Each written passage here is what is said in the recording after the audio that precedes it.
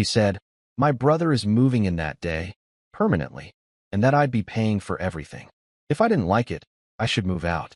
I replied, "Understood." Then I packed my things, canceled the lease, and left. The panic came quickly. My name is Daniel. I am 33 years old, and I work as a systems analyst for a healthcare software company. I live in a large metro area, keep a steady schedule, and prefer quiet routines over chaos. I split my time between work, the gym, and evenings at home. I am not impulsive, and I do not thrive on uncertainty. My girlfriend was Melissa. She is 30. We had been together a little over 2.5 years and living together for the last 14 months in a 2-bedroom apartment downtown. The lease was in both our names, but I paid the larger share of rent and utilities because I made more. That arrangement had been mutual and agreed on at the time. Melissa has a younger brother named Kyle. He is 26, chronically unemployed, permanently between plans, and always one emergency away from needing help. He had stayed with us temporarily before. Temporary in Kyle's world usually meant until someone forced the issue. About 3 weeks ago, Melissa came home unusually upbeat. Too upbeat. She dropped her bag, kicked off her shoes, and told me she had exciting news. That phrasing alone made my stomach tighten. She said her brother was moving in. Not for a few weeks. Not until he got back on his feet. Permanently. She said it casually, like she was telling me we were out of coffee. Then she added that since I already covered most of the bills, it would make sense for me to handle the extra costs too. Food, utilities, internet. She said Kyle was family and needed support, and that I should be happy to help. I asked when this had been discussed. She said it did not need discussion. I told her I was not comfortable with that arrangement. I said we needed to talk about boundaries, finances, and timelines. That was when her tone shifted. She said if I did not like it, I could move out. No hesitation. No negotiation. Just a challenge. I looked at her for a long moment and realized she was not bluffing. She expected me to cave. I told her one word. Understood. She laughed like she had won. She had no idea what was about to happen. I did not argue after that. I did not raise my voice or list reasons or try to reason her out of it. When someone gives you an ultimatum that cleanly, the only honest response is to accept it at face value. I went into the bedroom and closed the door. Not dramatically, just quietly. I sat on the edge of the bed and thought through logistics instead of emotions. That has always been my default. Once you strip feelings out, decisions get very simple. The lease was month to month. That detail mattered more than anything else. We had chosen that because Melissa liked flexibility. She said it made her feel less trapped. At the time, I agreed. I made a note of it and pulled up the lease agreement on my phone just to confirm the notice period. 30 days. I opened my laptop and started making a checklist. Cancel internet. Transfer my portion of utilities. Change my direct deposit address. Look at storage options in case I needed them temporarily. I was calm in a way that probably would have scared her if she had seen it.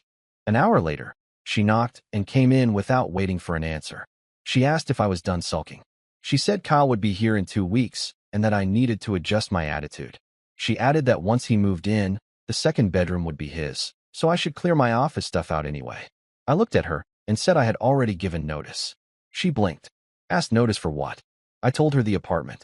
I told her I would be out before Kyle arrived. I told her she could keep the place if she wanted, but I would no longer be on the lease or paying any bills. That is when her confidence cracked for the first time. She said I could not just do that. She said we lived together. She said couples work things out. She said I was being dramatic over family helping family. I reminded her that she told me to move out if I did not like it. I told her I took her seriously. She said that was not what she meant. That sentence came a little too late. Because the moment she made my housing conditional on obedience, the relationship changed shape permanently, and she was just starting to realize it. The next few days were surreal in the calmest way possible. Melissa acted like nothing had changed. She talked about paint colors Kyle might like. She complained about how cramped the apartment would feel with 3 people, but followed it up by saying sacrifices were part of adulthood. She asked me to help move some of Kyle's things later that week. I did not engage. I had already scheduled the lease termination with the property manager. I sent the written notice the same night she gave me the ultimatum.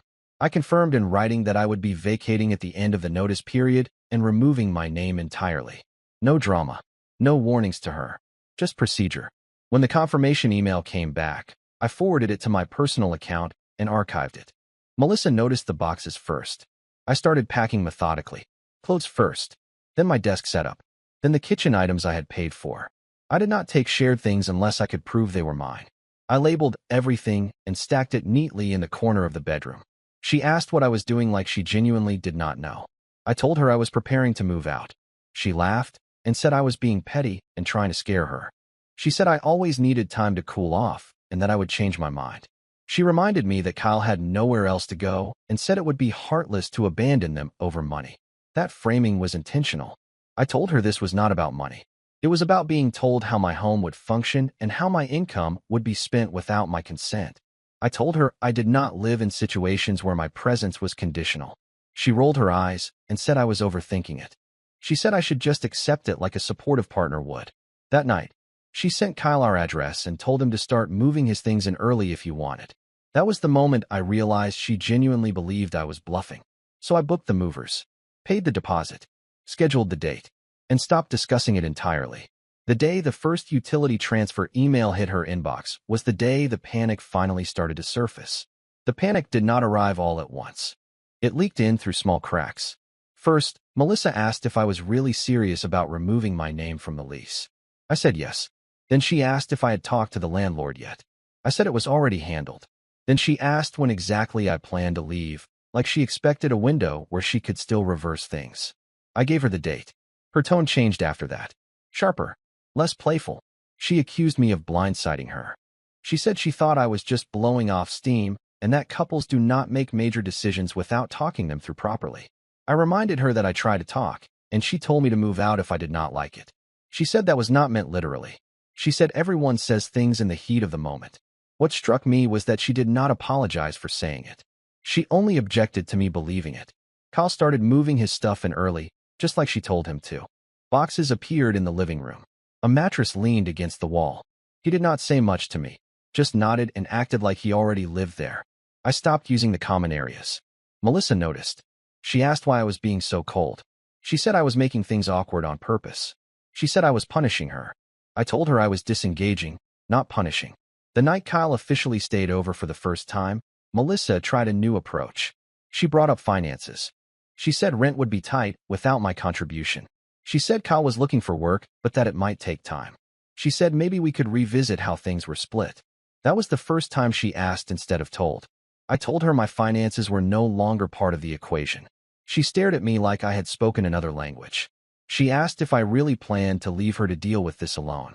I said she made the plan without me, so yes. That night, she cried for the first time. Not because she missed me, because the math was starting to look very real. The crying did not last long. By the next morning, Melissa had switched back to anger, which was always her default when vulnerability did not get the result she wanted. She told me I was abandoning her. She said I was choosing money over love. She said I was heartless for leaving her brother in a bad situation. I did not argue with any of it. I was already packing the last of my things. Books, clothes I had left in the closet, the kitchen knife set I bought when we moved in. I left behind anything that was genuinely shared. I was not trying to win a property dispute. I just wanted out clean. She hovered while I packed, making pointed comments. She said Kyle felt uncomfortable with the tension. She said it was unfair that he had to witness this.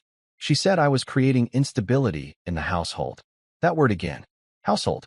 As if I was still part of it. I reminded her that she had already redefined the household when she made unilateral decisions about who lived there and who paid. I reminded her that she told me to leave if I did not like it. I told her I was doing exactly what she asked. She snapped and said I was twisting her words. I asked her a simple question. If I had agreed to everything, would she be calling this twisting or compromise? She did not answer. That afternoon, the property manager called to confirm the final walkthrough date. Melissa overheard the call and went very quiet. After I hung up, she asked if there was any way to stop it. I said no. That was the first time she looked scared. Kyle, meanwhile, had started treating the apartment like his. He left dishes in the sink, took over the couch, asked Melissa what was for dinner like it was a given she would cook. I watched her absorb it in real time. The support she thought she was providing was already becoming obligation. That night, she tried one last tactic. She told me we could talk about boundaries again. She said maybe Kyle could contribute later. She said maybe this did not have to end the relationship. I told her it already had. Because once someone tells you your home is conditional, there is no version of going back that feels safe. The movers were scheduled for the following week. and the panic was just getting started. The movers arrived on a Tuesday morning. Melissa thought that was still a bluff too. She did not believe anything was real until strangers showed up and started disassembling furniture. The moment the first box was loaded onto the dolly, her tone changed completely. She asked if we could talk privately. I stepped into the bedroom with her and closed the door. She immediately softened her voice and said this was all getting out of hand. She said she never expected me to actually leave. She said she thought I loved her enough to adjust. I told her that love does not mean surrendering agency. I told her that I do not stay in places where my housing and finances are treated like leverage. She said I was making a huge mistake. She said relationships require sacrifice. She said she would never have done this to me. That last part was not true, and we both knew it. Then she pivoted. She said Kyle could move out later. She said maybe he could stay with a friend instead. She said maybe we could pause everything and reset. I asked her why those options only appeared once I was leaving. She did not have an answer. When I walked back into the living room, Kyle was sitting on the couch scrolling on his phone while the movers worked around him. He did not acknowledge me. He did not help. He did not offer to move out of the way. That image told me everything I needed to know about how this arrangement would have gone. As the last of my things were loaded, Melissa followed me outside. She asked where I was going. She asked if I was really ending everything over this. She said she could not believe I would just walk away. I told her I was not walking away. I was leaving exactly when she told me to. When I got into my car, my phone buzzed immediately. A message from her saying she did not think I would actually do it.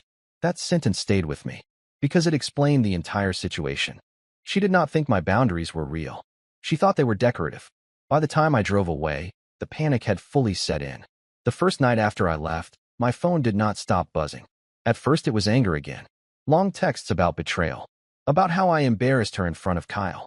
About how real partners do not abandon each other when things get hard. She accused me of ruining her plans and making her look irresponsible. Then the tone shifted. She asked practical questions she should have asked weeks earlier. When the rent was due. If I had already transferred utilities. If I was really off the lease, or if that was reversible. She asked if I could still cover my share for one more month until Kyle figured something out. That was the panic talking. I replied once. I told her my obligations ended the day I moved out, and that the lease cancellation was final. I told her she needed to talk to the property manager directly. After that, I stopped responding. The next morning, the calls started. Missed calls stacked up one after another. Some lasted the full ring. Others cut off quickly, like she hung up just to see if I would call back. I did not. Kyle apparently still was not working. Melissa texted to say he was stressed, that the pressure was getting to him, that this was not what she expected it to feel like. She said she was overwhelmed and needed help. I noticed she never said sorry. Not once did she acknowledge the ultimatum. Not once did she admit she assumed I would fold. She framed everything as unfortunate circumstances instead of consequences. 2 days later, she showed up at my new place unannounced. I did not let her in. She stood in the hallway crying, telling me she had made a mistake. She said she did not think things through. She said she felt stupid and scared. She said Kyle was not contributing and she did not know how to manage everything on her own. I listened through the door. When she finished, I told her I was sorry she was struggling, but I was not coming back. I told her I did not feel safe living with someone who treated my stability like leverage. She asked if this was really it. I said yes. She slid down the wall and cried harder. That sound followed me for the rest of the night. But it did not change my mind. Because panic does not undo disrespect. And fear does not equal accountability. Over the next week, the situation unraveled fast. Melissa started texting less emotionally and more desperately.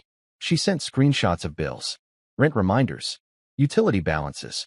She said the apartment suddenly felt too big and too quiet. She said Kyle was sleeping all day and staying up all night. She said he promised to look for work, but somehow never left the couch. She told me she felt trapped. That word landed differently this time.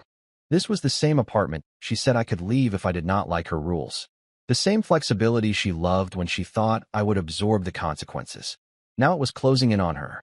She asked if I could at least come talk to Kyle. She said he respected me more.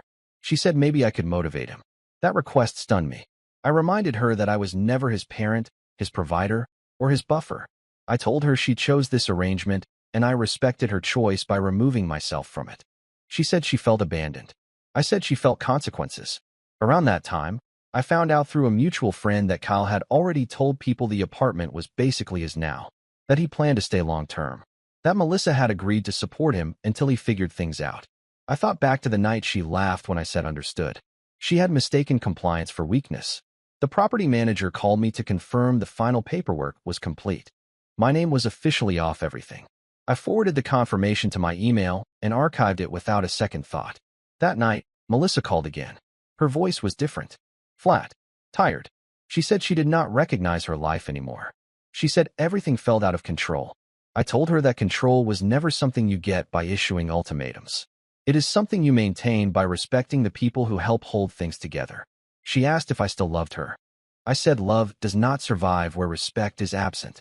There was a long silence. Then she whispered that she messed up. She was right. But by then, the damage was already structural. The real collapse happened quietly, which somehow made it worse.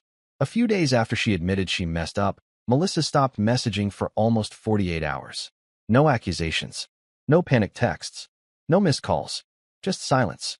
I assumed she was finally processing things or leaning on someone else for support. Then I got a call from an unknown number. It was the property manager. She asked if I was aware that Melissa had fallen behind on rent and utilities already. She said Kyle had not contributed anything and that Melissa was asking if my name could be temporarily added back to the lease to stabilize things. I laughed before I could stop myself. I told her no. Calmly. Clearly. I told her my lease termination was final and that I would not be reattached under any circumstances. She thanked me and said she had expected that answer.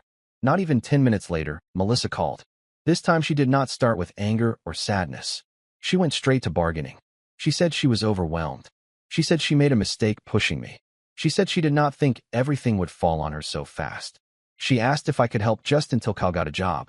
She said it would only be temporary. Temporary again. I told her that was exactly the word that got us here.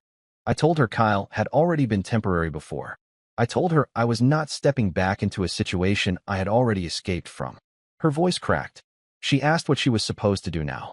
I told her the same thing she told me. Figure it out. That silence afterward was heavier than any yelling had been. Later that evening, a mutual friend told me Melissa had been venting nonstop. That she said she never thought I would actually leave. That she believed threatening my housing would scare me into compliance. That she was shocked I chose stability over staying and fixing things. That confession explained everything. She never expected me to choose myself. She expected me to stay, pay, and adapt. By the end of that week, she was talking about breaking the lease herself. Kyle, unsurprisingly, had no backup plan. The situation she created was eating her alive, and I was finally far enough away to see it clearly. I am writing this last part because people keep asking what the lesson was, or if I feel bad now that everything blew up on her side. Here is the truth. Melissa did not lose me when I packed my things. She lost me the moment she decided my home, my money, and my stability were tools she could use to force compliance. The moment she said if you do not like it, move out, she believed she was holding power. She thought I would panic, argue, bargain, or cave. Instead, I listened. I did exactly what she told me to do. That is what shattered her sense of control. The panic came quickly because her entire plan relied on one assumption. That I would stay. That I would pay. That I would adapt no matter how far the goalposts moved. Kyle moving in permanently was never the real issue. The real issue was that my consent was treated as optional. When I left, the fantasy collapsed. Bills became real. Responsibility landed where it belonged. Kyle did not magically transform into a contributor. Melissa had to face the situation she created without a buffer. I did not feel guilty about that. I did not abandon her. I exited a setup designed to trap me. I did not punish her. I accepted her ultimatum as stated. I did not escalate. I disengaged. There is a difference. If anyone reading this takes anything from it, let it be this. When someone uses ultimatums casually, believe them literally. When someone treats your stability like leverage, remove it from their reach. And when someone tells you to leave, do not argue your way into staying. I said understood. And for the first time in that relationship, I meant it.